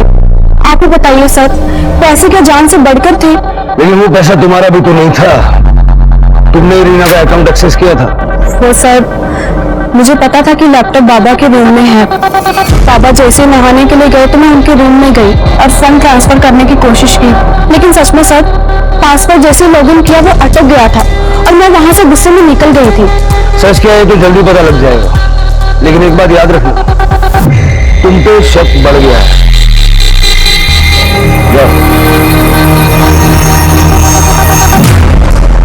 सर रमेश के कॉल डिटेल्स चेक किए सर, पता चला है कि वो किसी चेतना वैद्य नाम की लड़की से कांटेक्ट में था। ये चेतना वैद्य उस दिन मुंबई से निकली है जिस दिन पाटिल फैमिली यहाँ इगतपुरी पहुंची, लेकिन अभी तक वापस मुंबई नहीं लौटी है। फोन कर रहा हूँ लेकिन इसका फोन बंद है। स्वाति, चेतना का मोबाइल ट्रेस करो। सर। हाँ, वो चेतना वैद्य हमारी क्लाइंट है सर, लेकिन मुझे नहीं पता वो मुंबई से उस दिन कहाँ चली गई और क्यों। ये इत्तेफाक भी हो सकता है सर कि उसी दिन वो कहीं गई। शिल्पी, ये रमेश कुछ नर्वस लग रहा था, चेतना की लोकेशन निकालो तुरंत। ठीक है सर। सर, रीना फिर से मेरे सपने में आई थी, बहुत रो रही थी। वो कह रही थी कि रमेश और उसकी फैमिली ने उसे मारा है, मुझे इंसाफ दिलाओ ऐसे कह रही थी। जब इतना बताया तो ये भी बताया होगा कि उसे किसने मारा, उसके पैसे ट्रांसफर करने की कोशिश किसने की, बता दो, इन्वेस्टिगेशन में हेल्प हो जाएगी। जहाँ तक मुझे याद है उसने कहा था रमेश उसके पास पैसों की मांग करता था, उसी ने पैसे ट्रांसफर करने की कोशिश की होगी। मुझे भी एक सपना आया कि तुम्हें झूठ बोलकर इन्वेस्टिगेशन को गुमराह करने के जुर्म में अरेस्ट कर लिया गया। और देखो ये सपना सच हो रहा है। स्वाति, अरेस्ट कर लो इसे। नहीं सर, मैं मानती हूँ कि मैंने सपने वाली बात झूठी कही। मैंने चुप कर आप लोगों की बात सुन ली थी कि रीना की मौत कैसे हुई है। फिर भी मुझे लगता है कि रीना की डेथ एक्सीडेंटल नहीं है। मतलब अगर वो फिसल के गिरती और उसका सर पत्थर से टकराता तो खून पत्थर पे फैला हुआ होता, लेकिन हमने देखा कि खून उसके चेहरे और गर्दन पे फैला हुआ था। पोस्टमार्टम रिपोर्ट का इंतजार करते हैं। ऐसा तुमने क्यों किया? मेरे पति अजीत फाइनेंशियल प्रॉब्लम में है, वो किसी से कभी कुछ नहीं मांगेंगे, मैं जानती हूँ। जब मेरे ससुर ने रीना के अकाउंट में 5 करोड़ रुपए डाले और उन्हें कुछ नहीं दिया, इसलिए मैंने सोचा कि मैं ऐसा कुछ करूंगी कि वो 5 करोड़ रुपए अजीत के पास आ जाए। तुमने अभी जो कुछ बताया है ये तुम्हें और तुम्हारे पति को सस्पेक्ट बनाने के लिए काफी है।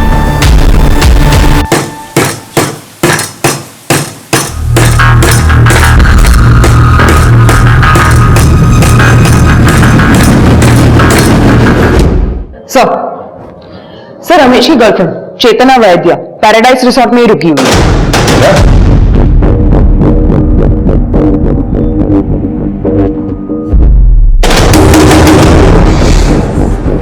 देखो हमारे पास मास्टर की है, हम अंदर आ सकते हैं। बेहतर यह है कि तुम दरवाजा खोल दो।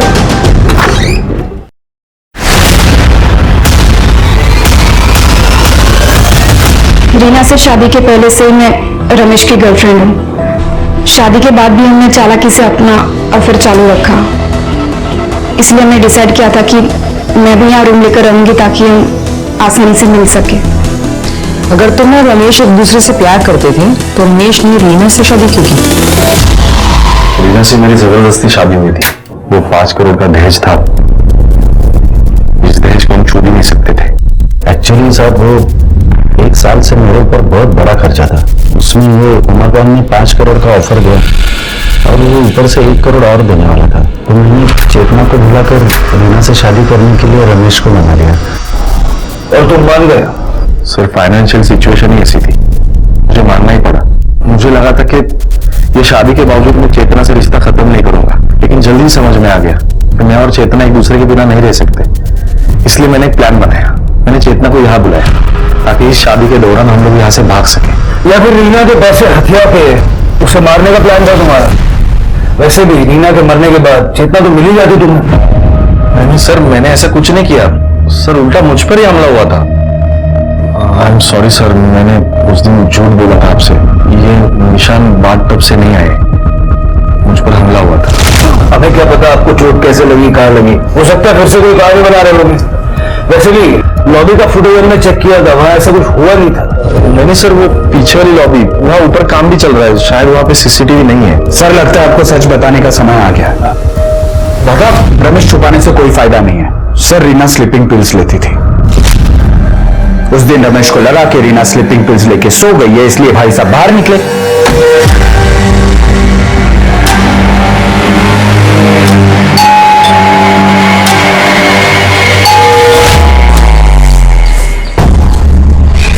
बहुत देर कर दी आते आते। सब्र का फल मीठा होता है मेरी जान। बाबा, बाबा, नाम की लड़की के लिए धोखा दिया बाबा। वो इसी होटल में रुकी है बाबा। पापा मैं अभी अभी देख कर आ रही हूँ।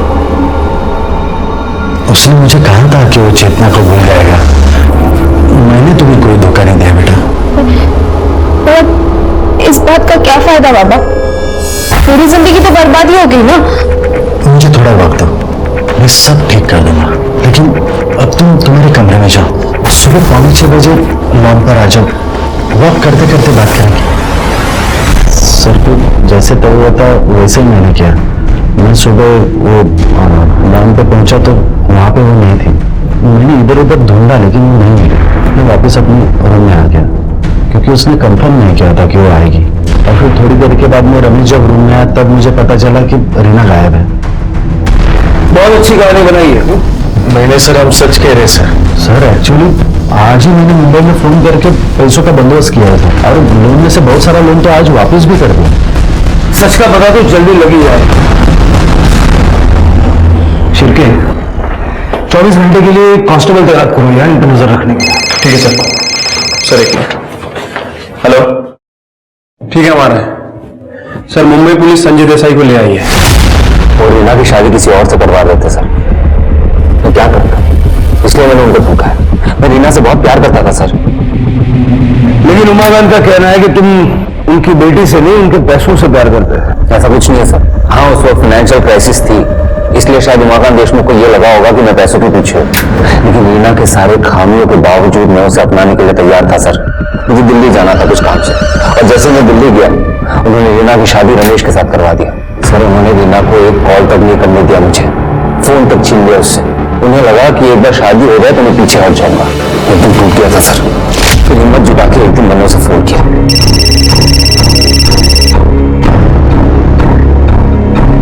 संजय तुम क्यों मुझे बार बार फोन करते रहते हो? मैंने कहा ना हमारे बीच जो कुछ भी था अब सब खत्म हो गया।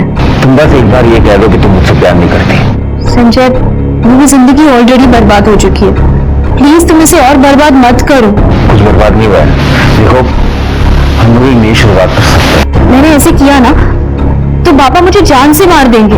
अरे किसी और से शादी करवा दी, उन्होंने तुम्हें पहले ही मार दिया रीना। मैं तुम्हें बहुत खुश रख सकता हूँ, मुझसे शादी कर लो। फिर हमारी बातचीत शुरू हो गई। एक दिन मुझे पता चला कि पार्टी फाइनली इकतपुरी जा रही है किसी फैमिली फ्रेंड के डेस्टिनेशन वेडिंग के लिए। और पीछे पीछे तुम इकतपुरी पहुंच गए? पीछे पीछे मैं सर, मैं पहले पहुंच गया था। और जैसे रीना आई मैंने उसे देख लिया और तुरंत फोन किया उसे। उसने पहले सबको अपने अपने कमरे में भेजा, फिर मुझसे मिलने आई। तुम क्या कर रहे हो? तुम होश में तो हो ना? होश तो नहीं है ना। अगर किसी ने तुम्हें यहाँ देख लिया ना तो बहुत बड़ी प्रॉब्लम हो जाएगी। क्यों मुझे इस तरह से परेशान कर रहे हो तुम? ठीक, आज से मैं तुम्हें परेशान नहीं करूंगा, मैं प्रॉमिस यू दिस। बस ये कह रहे हो तुम चाहती क्या हो? मैं तुम्हें अभी कुछ नहीं बता सकती। तो कब बता सकती हो? मैं तुम्हें मैसेज करती हूँ, ओके? आज या कल रात को। हमने ये तय किया था कि रात को 11:30 बजे मिलेंगे। मैं लॉन में इंतजार कर रहा था रीना का। उसने मुझे ये कहा था कि एक बार रमेश सो जाए फिर वो आएगी मुझसे मिलने। सर मैं लॉन में इंतजार कर ही रहा था कि मैंने रमेश को देखा। वो शायद बाहर आया था सिगरेट पीने, उसे देख के मेरा दिमाग खराब हो गया सर। फिर मैं पार्किंग से एक हेलमेट निकाला, अपने फेस को कवर किया और उस पर जाके बाहर कर दिया। उसने मुझसे मेरा प्यार छीना है, उसे मार के मैं वहां से भाग गया और कहीं जाके छिप गया। कुछ वक्त बाद रीना ने मुझे फोन किया, वो मुझसे मिलने आ रही थी। रीना, जिंदगी भर की बात है, तुम अपने आप को ऐसे सजा क्यों दे रही हो? भाग चलते रीना। नहीं संजय, ये सब इतना आसान नहीं है। मुझे सोचने को थोड़ा वक्त चाहिए। कितना वक्त चाहिए तुम्हें? यहाँ से मुंबई जाने तक का, ठीक है? पर प्लीज तुम मुझे परेशान करना बंद कर दो। ठीक है, जैसे तुम चाहो। मैं कल सुबह मुंबई के लिए निकल जाऊंगा। मुझे पता नहीं था कि उसी सुबह उसका मर्डर हो गया था सर। ये बात मैंने पेपर में पढ़ा, मैं एकदम टूट गया। अच्छी कहानी है, लेकिन ये भी तो हो सकता है कि जब रीना ने तुम्हारे साथ भाग जाने से इनकार किया तो तुमने रीना को मार दिया और वहां से भाग गए। मैंने रीना को नहीं मारा है। ठीक है, रीना के मर्डर के शक में से कस्टडी में लो। अब ऐसा वैसे नहीं कर सकता सर, मैंने खुद नहीं किया सर। अभी भी कांस्टेबल शिंदे का फोन आया, जंगल में खून से सना हुआ हथौड़ा मिला है। तुरंत उसे फॉरेंसिक में भेजो और सारे फिंगरप्रिंट्स चेक करो सर। ऑफिसर, इस केस में एक के बाद हो रहे चौंकाने वाले खुलासों के बावजूद पुलिस रीना और योगिता के कातिल का पता नहीं लगा पा रही थी। क्या वो शख्स प्यार में चोट खाया हुआ संजय देसाई था, या फिर मनोहर उर्फ रवि, जो पुणे में 2 महिलाओं की इसी तरह सिर कुचलकर हत्या कर चुका था, या फिर ये हत्या सिर्फ और सिर्फ 5 करोड़ पाने के लिए रीना के ससुर वसंत पाटिल ने की थी। लेकिन पुलिस के सामने सबसे बड़ा सवाल यही था कि इतने सारे सस्पेक्ट्स में आखिर वो शातिर हत्यारे कौन है जिसने इन दोनों हत्याओं को अंजाम दिया। सर, इस रामचंद्र के बारे में एक बात पता चली है। 1 नंबर का बेवड़ा आदमी है सर। 6 तारीख की पूरी रात पीकर धुत पड़ा था। लोगों ने उसे ले जाकर अपने घर पे छोड़ा और उसे अगले दिन दोपहर में होश आया। जबकि सर, इस योगिता की मौत तो 7 तारीख को सुबह ही हो गई थी। तुम्हारे कहने का मतलब है कि वो कातिल नहीं हो सकता? नहीं सर। तो उसे किसने मारा? सर, फॉरेंसिक रिपोर्ट के हिसाब से उस हथौड़े पे 2 लोगों के ब्लड सैंपल मिला है, एक तो योगिता का और दूसरा रीना का। मतलब सर, हो सकता है कि उनका मर्डर इस हथौड़े से किया। साथ ही साथ उस हथौड़े के हैंडल पे बहुत सारे लोगों के फिंगरप्रिंट भी मिले हैं। Great. Patil family, Deshmukh family, Manohar, Sanjay और रामचंद्र, सबके फिंगरप्रिंट्स ले लो और मैच करके दो। Right sir.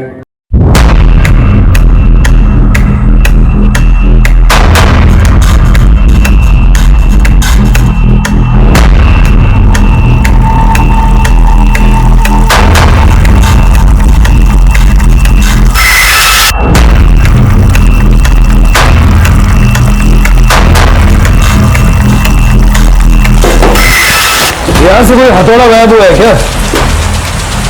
हाँ साहब, लेकिन आपको कैसे पता चला? ये हथौड़ा है? हाँ साहब, यही है। अब मिल गया तो मुझे दे दो ना साहब वापस। ये हथौड़ा नहीं मिल सकता, अभी दूसरा खरीद लो, इससे मर्डर हुआ है।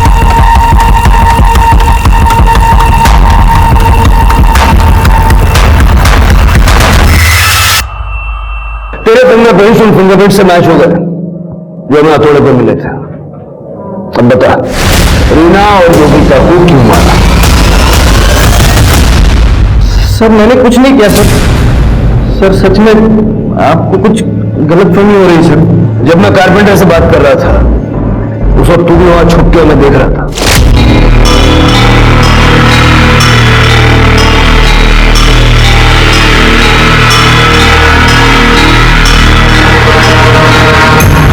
इसी ग्लास से तेरे फिंगरप्रिंट्स उठाए हमने। हम सब जानते हैं कि किसके कांटेक्ट में है। तेरे मोबाइल के मैसेजेस भी देखे हमने। अब सारा सच बोल दे, नहीं तो गले में हाथ डाल के बनवाएंगे। साहब, सच बताता हूँ, सब सच बताता हूँ साहब। विद्या मैडम का और मेरा अफेयर चालू था साहब।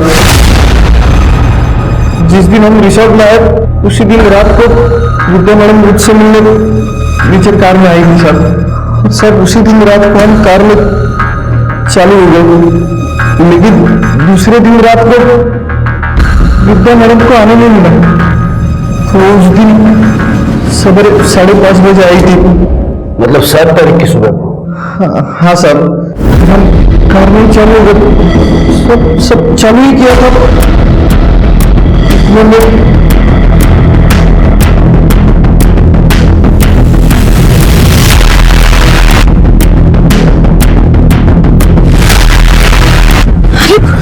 रीना ने तो हमें देख लिया, अब क्या होगा? आप क्या करेंगे? जाओ जल्दी उससे जाकर रोको, वरना मेरी जिंदगी बर्बाद होगी। जाओ।